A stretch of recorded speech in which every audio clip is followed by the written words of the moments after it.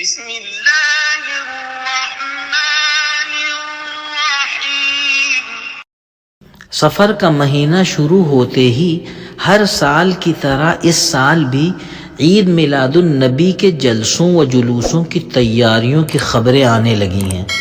اس بات سے قطع نظر کہ میلاد النبی کے ساتھ عید کا لفظ جوڑنا مناسب ہے کہ نہیں، اور لفظ عید کے استعمال کی شرعی حیثیت کیا ہے، صرف اس بات پر غور کیا جائے کہ ربیع الاول کا مہینہ آنے پر مسلمانوں کو صرف میلاد النبی کیوں یاد آتا ہے، ہجرت النبی اور وفات النبی صلی اللہ تعالی علیہ وسلم یاد کیوں نہیں آتی۔ تاریخوں کے اختلاف کو نظر انداز کر کے دیکھا جائے تو اس بات میں کوئی اختلاف نظر نہیں آئے گا کہ پیغمبر اسلام صلی اللہ تعالی علیہ وسلم کی ولادت باسعادت کی طرح آپ صلی اللہ تعالی علیہ وسلم کی ہجرت مدینہ اور پھر اس کے 10 برس کے بعد آپ صلی اللہ تعالی علیہ وسلم کی وفات بھی اسی ماہ ربیع الاول میں ہوئی ہے۔ پھر کیا وجہ ہے کہ ماہ ربیع الاول میں حضور صلی اللہ تعالی علیہ وسلم کی ہجرت اور وفات سے منسوب کوئی جلسہ، جلوس یا محفل کا انعقاد نہیں ہوتا؟ جہاں تک رسول اللہ صلی اللہ تعالی علیہ وسلم کی ولادت باسعادت اور آپ صلی اللہ تعالی علیہ وسلم کی اس کائنات ارضی میں تشریف آوری کا معاملہ ہے تو اسے ہم پورے عالم انسانیت کی صبح صادق سے تعبیر کر سکتے ہیں کہ جس کے بعد پورا عالم انسانی نور نبوت کی جلوہ سامانیوں سے جگمگا اٹھا اور نزع کے عالم میں سسکتی اور کراہتی ہوئی انسانیت کو پرسکون و پر اعتماد حیات نو مل گئی۔ جنگل راج کا خاتمہ ہوا اور دنیا کو ایک ایسا کامل و مکمل دستور حیات ملا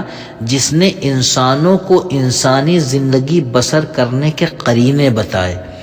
زور دست کی زیر دست پر حکمرانی کے تصور کا خاتمہ ہوا، معصوم بچیوں کو جینے کا حق ملا، عورتوں و مردوں کے درمیان حقوق و فرائض کی تقسیم کر کے دونوں کے درمیان حقیقی مساوات کے رشتے قائم ہوئے۔ ماں باپ کی وراثت میں پہلی مرتبہ بیٹوں کی طرح بیٹیوں کو بھی حصہ دار بنایا گیا۔ سید القوم خادمہم کا فرمان جاری کر کے مطلق العنان حکمرانی کا تصور ختم کیا گیا اور امارت و حکمرانی کا ایک ایسا ضابطہ پیش کر کے اور اس پر عمل درآمد کرا کے حکمرانی کو ایسا کانٹوں بھرا تاج بنایا گیا کہ اس عظیم ذمہ داری کو قبول کرنے سے ہر ایک گریزاں نظر آنے لگا۔ فرق مراتب کا پیمانہ مال و دولت، جاہ و حشم اور اقتدار و حکمرانی کے بجائے تقوی کو قرار دے کر خالق کے ساتھ مخلوق کے رشتے کو مستحکم کیا گیا۔ غرض ہے کہ عدل و مساوات، لحاظ و احترام اور حقوق و فرائض پر مشتمل ایک ایسے معاشرے کی تشکیل عمل میں آئی جس کی نظیر پیش کرنے سے دنیا آج تک عاجز و قاصر ہے۔ پیغمبر اسلام حضرت محمد صلی اللہ تعالی علیہ وسلم دنیا کی تاریخ کے واحد اور اکلوتے شخص ہیں جن کی پوری زندگی کھلی کتاب کی طرح پیش کرتے ہوئے خالق کائنات نے فرما دیا کہ لقد کان لکم فی رسول اللہ اسوۃ حسنہ، یعنی تمہارے لیے اللہ کے اس رسول کی عملی زندگی میں بہترین نمونہ موجود ہے۔ اور پھر انسانی زندگی کے ہر نشیب و فراز سے گزار کر ان کو ہدایت اور رہنمائی کا ایک ایسا نمونہ بنایا گیا کہ ان کا اور ان کے دین کا بدترین دشمن بھی ان کے کردار کی عظمت کا اعتراف کرنے پر مجبور ہو گیا۔ یہ ایک تاریخی صداقت ہے کہ اچھی اچھی باتیں کہنے والوں اور انسانی فلاح و بہبود کے فلسفے و منصوبے پیش کرنے والوں کی دنیا میں کبھی کمی نہیں رہی، لیکن ان کو اپنے عمل و کردار سے ثابت کرنے والی ہستی ایک اور صرف ایک یعنی پیغمبر اسلام صلی اللہ تعالی علیہ وسلم کی ہے۔ جنہوں نے وہ سب کچھ اپنے عمل سے دکھا دیا جو دوسروں کے لیے کہا، حاکم ہو یا رعایا، مقیم ہو یا مسافر، تاجر ہو یا مزدور، اور مہمان ہو یا میزبان، ہر ایک کو محمد الرسول اللہ صلی اللہ تعالی علیہ وسلم کی مقدس سیرت سے رہنمائی مل جائے گی۔ پھر حالت امن کی ہو یا جنگ کی،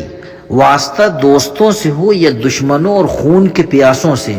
معاملت اپنوں سے ہو یا غیروں سے، رشتوں کے نبھانے کا موقع ہو یا رشتے ناتوں کو درکنار کر کے عدل و انصاف کی لاج رکھنے کی آزمائش ہو، ہر مرحلہ حیات کو اللہ کے اس سچے و آخری نبی صلی اللہ تعالی علیہ وسلم نے اپنے پاکیزہ کردار کے ذریعے مشک بیز بنا دیا۔ ذرا سوچئے تو صحیح، کیا دنیا کی تاریخ میں کوئی دوسری ایسی ہستی تلاش کرنے سے بھی مل سکتی ہے جس کی پیدائش سے لے کر وفات تک کے ہر مرحلے کا ریکارڈ دنیا کے سامنے موجود ہو؟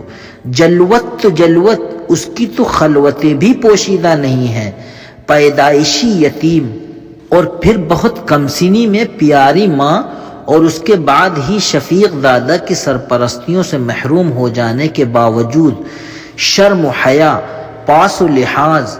رشتوں کی شناخت اور حقوق کی رعایت سے آراستہ وہ معصومانہ بچپن، پھر بے داغ و با کردار جوانی کا مرحلہ بلاخیز،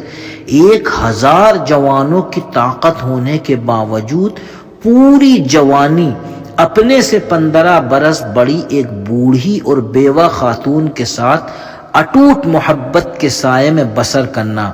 بوڑھی و چہیتی بیوی کی وفات کے بعد ادھیڑی کی عمر میں متعدد عورتوں کو مختلف اغراض و مقاصد کے پیش نظر عقد نکاح میں لا کر ان کے ساتھ مساویانہ سلوک کا بے مثال نمونہ پیش کرنا، جسم و جان نچھاور کر کے پرورش و سرپرستی کا حق ادا کرنے والے پورے خاندان کے اکلوتے چچا سے بھی دین و ایمان کے معاملے میں کسی رعایت سے کام لیے بغیر یہ ٹکا سا جواب دے دینا کہ چچا، اگر میرے ایک ہاتھ میں سورج اور دوسرے میں چاند رکھ کر اس دین حق کی تبلیغ سے روکا جائے تو میں چاند و سورج کو ٹھکرا دوں گا مگر دین کی تبلیغ سے نہیں رکوں گا۔ مدنی زندگی میں فتوحات کے دروازے کھل جانے، عام مسلمانوں کے گھروں میں خوشحالی و فراغت کا دورہ ہونے کے باوجود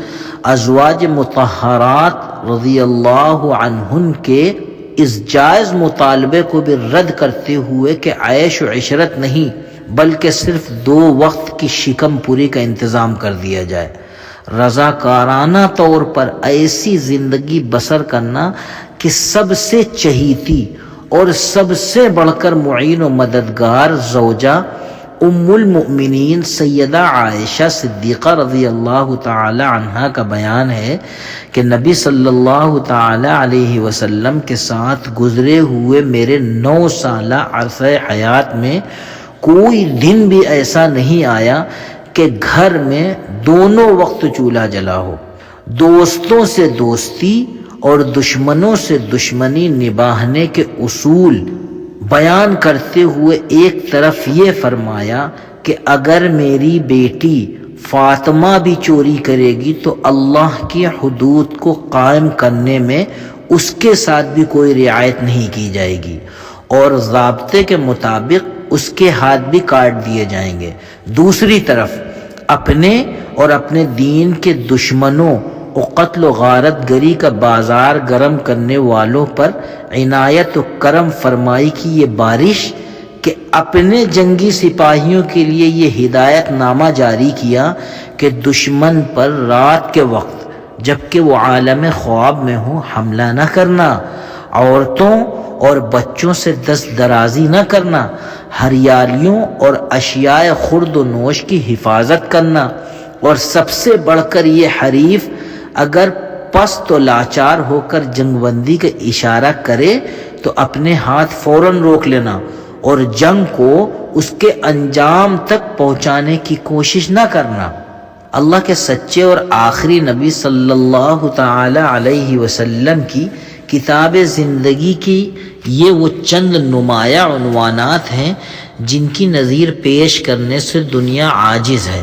اور چشم بینا کو ان کی سیرت و کردار میں کچھ ایسی جاذبیت نظر آتی ہے کہ وہ بے ساختہ اس اعتراف پر مجبور نظر آتی ہے کہ دیکھا ہے جب سے اس شہ کونین کا جمال، دیکھا ہے جب سے اس شہ کونین کا جمال،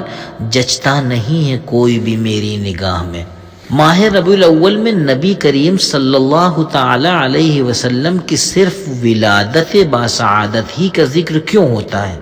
اس کے ساتھ ساتھ آپ اور آپ صلی اللہ تعالی علیہ وسلم کے جانثار ساتھیوں کی ہجرت مدینہ اور اس کی خاطر بے مثال قربانیاں پیش کرنے، نیز آپ صلی اللہ تعالی علیہ وسلم کی وفات جیسے عظیم سانحے کا رونما ہونا، جس سانحے نے حضرت عمر رضی اللہ تعالی عنہ جیسے فرزانہ کو بیگانہ عقل و خرد بنا دیا تھا، اور وہ یقین کرنے کے لیے کسی طرح آمادہ نہیں تھے کہ نبی صلی اللہ تعالی علیہ وسلم کی وفات ہو گئی ہے۔ اتنا ہی نہیں بلکہ وہ تو اس شخص کی گردن قلم کرنے کے لیے آستانِ نبوی کے باہر ننگی تلوار لیے کھڑے تھے جو یہ کہے کہ نبی صلی اللہ تعالی علیہ وسلم کی وفات ہو گئی ہے۔ وہ تو کہیے کہ اسی ابو بکر صدیق رضی اللہ تعالی عنہ نے عمر رضی اللہ تعالی عنہ کو بھی سنبھالا، جس ابو بکر کو نبی صلی اللہ تعالی علیہ وسلم کے بعد نبی کے دین اور ان کی امت کو سنبھالنا تھا۔ جب ابو بکر صدیق رضی اللہ تعالی عنہ نے مسجد نبوی میں سب کو جمع کر کے یہ واضح اعلان کر دیا کہ من کان یعبد محمدا فإن محمدا قد مات ومن کان یعبد اللہ فإنہ حی لا یموت، یعنی جو شخص محمد صلی اللہ تعالی علیہ وسلم کو معبود سمجھ کر ان کی پوجا کرتا تھا، اس پر یہ بات واضح ہو جانا چاہیے کہ اس کے معبود یعنی محمد صلی اللہ تعالی علیہ وسلم کی وفات ہو چکی ہے، اور جو شخص محمد صلی اللہ تعالی علیہ وسلم کی ہدایت و رہنمائی پر اللہ تبارک و تعالی کی عبادت و پوجا کرتا تھا،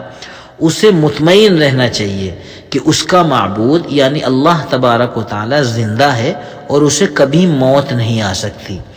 پھر حضرت ابو بکر صدیق رضی اللہ تعالی عنہ نے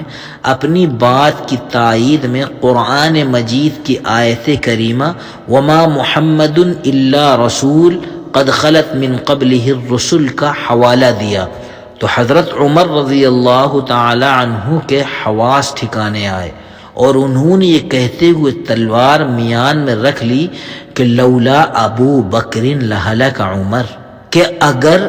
اس وقت ابو بکر نہ ہوتے تو عمر ہلاک ہو جاتا۔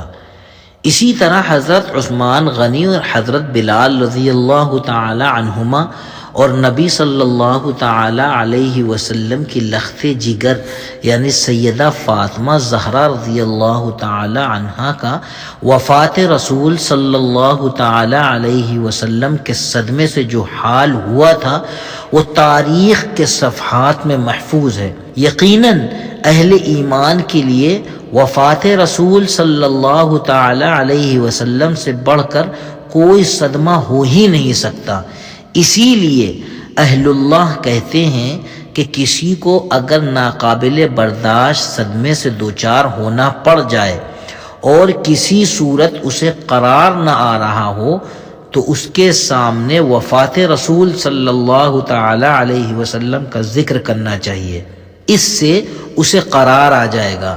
کیونکہ قاعدہ ہے کہ جب بڑا غم یاد آ جاتا ہے تو چھوٹا غم خود بخود ہلکا ہو جاتا ہے۔